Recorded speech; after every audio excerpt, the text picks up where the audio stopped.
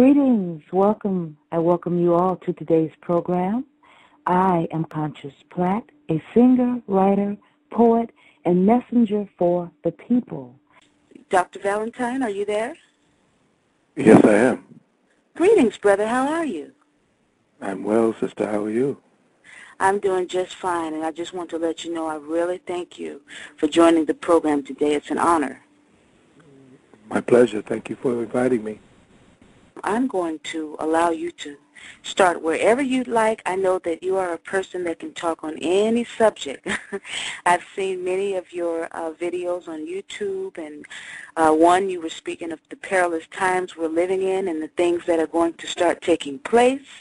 So, you just start wherever you would like, brother. There's a Russian scientist, the one who used to be working for the KGB, and he is also an observer for the KGB, and he stated that the United States will be carved up into 4 zones. The northern hemisphere, or a part of the United States, will go to Canada. The east coast will go to the European Union. The south will go to Mexico, and the east and the west will go to China. So the exact demographics or the exact environmental carving of the United States, I'm not sure through which states, but we do know that the north will go Canada, again, east will go to the European Union, the south will go to what we call the AmeriCom, or will be owned by the Mexicans, or go to under jurisdiction of the Mexicans government, and the west will go under the jurisdiction of the Chinese. Yeah, and it's going to be on the West Coast. The Chinese control the ports in California. Most people don't know that, and they will be the ones that are going to be used to quell any kind of unrest and uprising that will come after the dollar goes through its final collapse. Meanwhile, all over the United States of America, even though we're in poverty, we're at least somewhere, close to living in the 20th century. Not even the 21st, but at least just barely into the 20th century, but we're still in the 20th century. AFRICOM and EUROCOM, NATO, China, Russia, Australia, everywhere across the planet there is a mad dash for Africa's resources. At this point, China and India are holding the most chips, as it were. And they are doing the most infrastructural work, putting up railroads, going into areas where the whites had not yet gone. But instead of hiring the people of Africa, they are actually exporting help from their own countries into Africa. So those who are setting up along the trade routes that are being set up by these railroads that are being put up, these thatch villages that are being put up in order to house the Chinese workers, in order to house the Indian workers. The Africans themselves are not getting the type of help, because the leadership in Africa, in order for them to get the monies that China and the other industrialized nations are getting, have to make deals with these governments in order to employ these government citizens. So even in Africa, Africans who are in control of the land, quote unquote, still do not have that ability to manage the wealth of the land that belongs to them. There are ways that are being dealt with right now to consolidate those lands by attempting to organize the lesser chiefs of these lands to a consortium.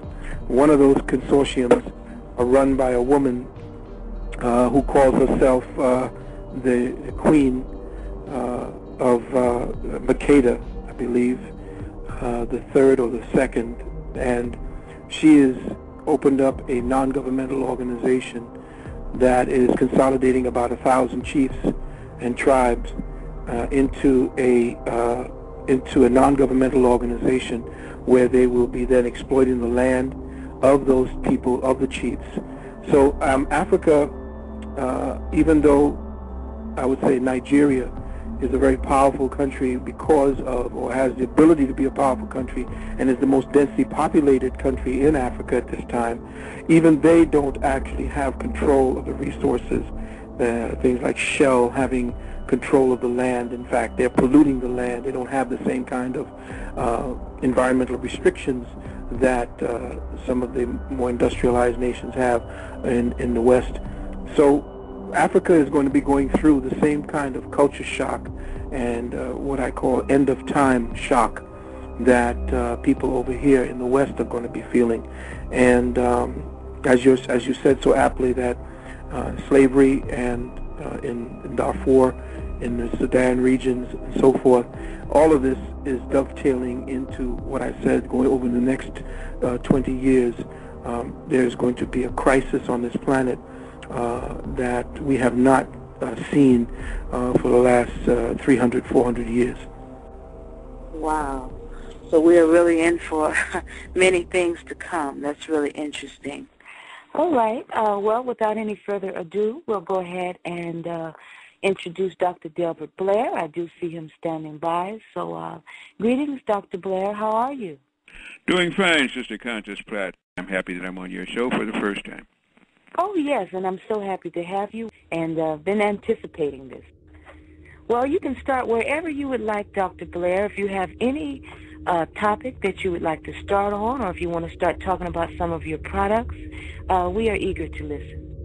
The change into the fourth dimension is already happening, and that's why people are sensing things and seeing shadow people and waking up in the middle of the night. And, of course, if they're doing drugs and stuff and they get caught on those fourth dimensions without going through them, then they're in deep trouble, too. That's when they see the old hag and feel weights on their chest and all this stuff. All that's explainable if you understand that we are a multidimensional thing called a soul, trapped in a limited body, which we get out of every night anyway, but now we're going to be more conscious of it, and that's going to cause fear for some. It's going to cause wonderful others, because we'll now be able to do what gods do on a lower plane, because we're going to become those gods on the lower plane. Not the creator, but the God that helps within us, and now it's beginning to give the privilege of ascending. Our souls are going to get higher in vibration as they used to be. For some never were that high in vibration. And I say this, they're not admitting publicly to it through the astrophysicists, the meteorologists, the astronomers, and all this stuff. We have a second sun. We've had that second sun since about the middle of 2004 now.